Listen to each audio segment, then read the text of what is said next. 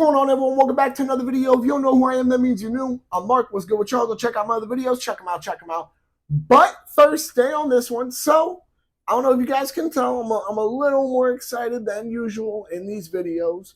And before you guys ask, because my microphones recently have had such a streak of dying on me, I will be consistently checking my microphone, just like I did there. My apologies about that. So, let's get into it. You guys saw the thumbnail. You read the title. First looks at, or not first looks, first thoughts of the PSA AK-103. All right, now I've had this gun for a couple of days now, right? Wanted to sit there and play with this gun a little bit, gather, some genuine, fair thoughts that weren't, based around, reviews I've looked at or the research I've done, right?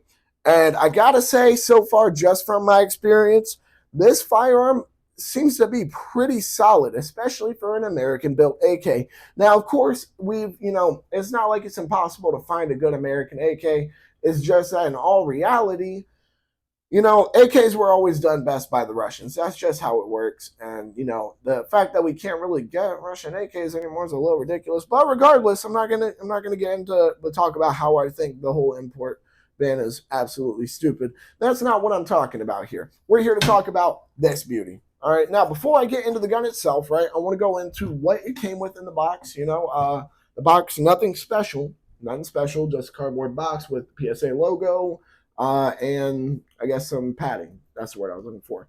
So, came with the owner's manual. Came with a chamber flag to show that it was clear when it was sent.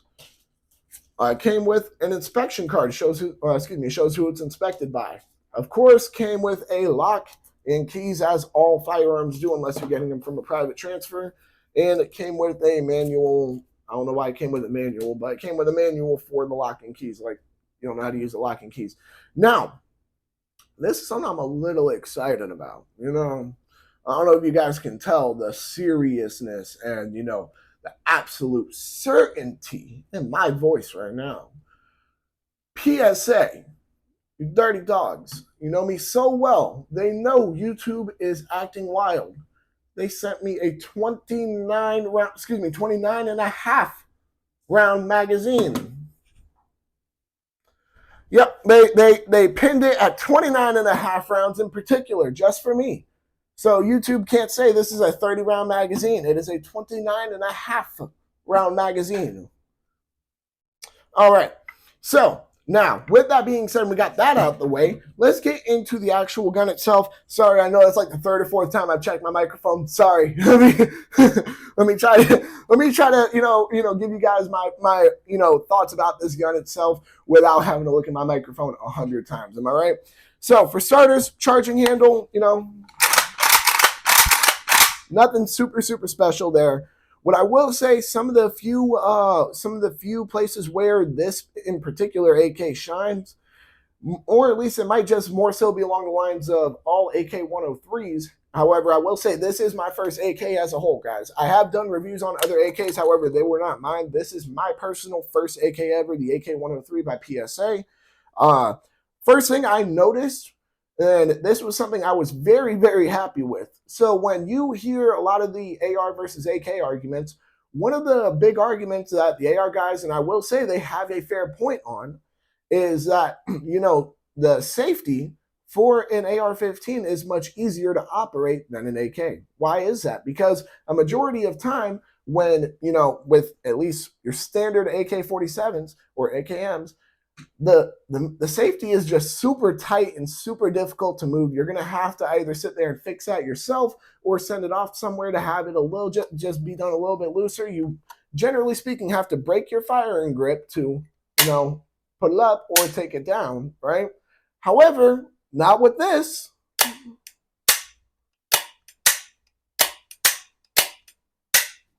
The PSA AK-103 safety is you can operate it with your index finger, no issue at all. It is nowhere near as stiff or as tight or as hard to operate as your standard AKM that you would find. I am very, very impressed with that. Now, is that something that's just with the PSA AK-103? I doubt it. I'm pretty sure it's just something that's more common with AK-103s in general.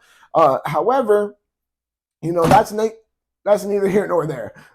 Now, let's get into the trigger. So, of course, let's make sure that we're clear. All right. Not a super heavy trigger, but then again, you're not expecting one from a rifle, but it's not bad at all, honestly. Reset is a little iffy, however, not the worst I've seen. Yeah, the trigger's pretty solid on this. It's nothing super special about it.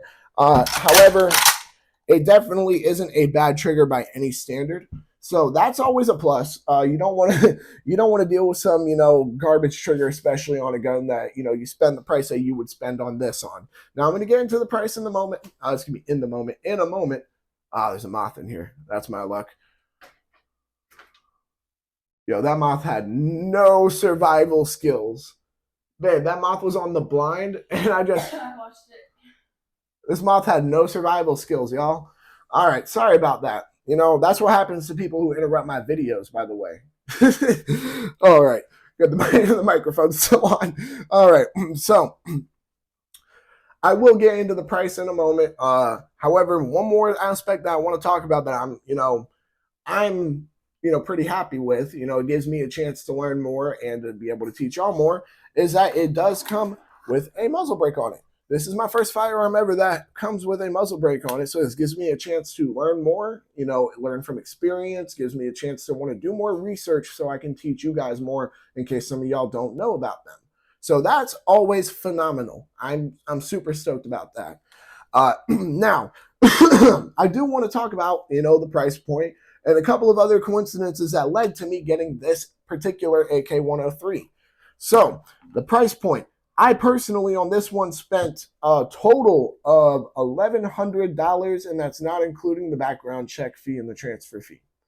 So the gun itself, or the rifle itself, was $999.99. Tax was $70. And then I personally, whenever I'm buying, firearms or ammunition, I like to pay for the shipping protection because I know the type of people who work for companies like UPS, USPS, FedEx, all these other. I know the type of people that work for those companies, and would I trust them with my firearms or my ammunition? Absolutely not. So I paid that extra $30. Total came to $1,100 for me. And will I sit here and argue that that is a bad price for this bad boy? No, not at all. I am very, very, very impressed with this gun. I think PSA did a very solid job for making an AK. And it's funny because originally speaking, right, I wasn't going to get this AK in particular. So it was a long debate for me, After I got my AR, I was thinking, I'm going to get my shotgun, then I'm going to get an AK, right? But what AK in particular do I want to get? Part of me wanted to kind of cheap out on an AK because I'm like, well, it's an AK. It's supposed to be, reliable no matter what. But I knew deep down in my heart that I wouldn't have felt great with myself if I did that. So originally I was going to get PSA's GF3 AK-47, right? And that would have been, an okay buy. I've seen some, solid reviews on it, whatever, Now, would I have been super happy with myself after that? Probably not. I really didn't want to cheap out on my first AK. So I did some more looking, and I found one that I was extremely happy with. It was Kalashnikov USA's KR-103 FT, I believe it was. And dude, I was in love with this thing, about 1,300, give or take. And that was originally going to be my first AK, but it turns out Kalashnikov USA went down under. They're out of business. So I'm pretty disappointed about that because just ignoring the KR-103 that I was going to get, there are several other products of theirs that I wanted to get that I now will only be able to get if I magically meet somebody who owns these products and wants to sell them. Now, with that being the case, can one reason in particular why I was going to choose the KR-103 over this particular rifle was that, hey, Kalashnikov USA, they are known for making phenomenal AK clones, like to the T clones of these firearms, just only in semi-automatic, which is something I wanted. Will I say that this is an exact clone of an AK-103? No, not at all. I'm sure the AK purists out there can explain why, Truthfully, can I? No. What I will say, though, is that I've watched enough videos of AK purists just going through their little tism, stages of explaining how it's not, and realize that it makes enough people mad enough to say that it's, that if I say it is, I'm not going to hear the end of it. But overall, though, $1,100, do I think this is a good buy? Absolutely. Would I sit here and recommend it? I don't know. I can't give you guys a fair answer so far. From my experience, I would say yes. However, I have not gotten to shoot this gun yet. So let me, preface that right now. I've had this gun about 4 days. I have not gotten to shoot it yet. I do plan on taking it out maybe within the next month or so, and do a full review for you guys, like a good solid review, possibly even more rounds than what I did for the dagger, which, who knows, right? It just depends on what's going on. But with that being said, I think that about wraps it up for this video. Go ahead and comment down below. Let me know your thoughts on the PSA AK-103. If you own one, if you don't own one, if you want one, if you don't want it, why not? Let me know down below. Y'all make sure to like, comment, subscribe, share, hit that bell. When you hit that bell, hit all. And whether or not you agree with me, you know what I mean?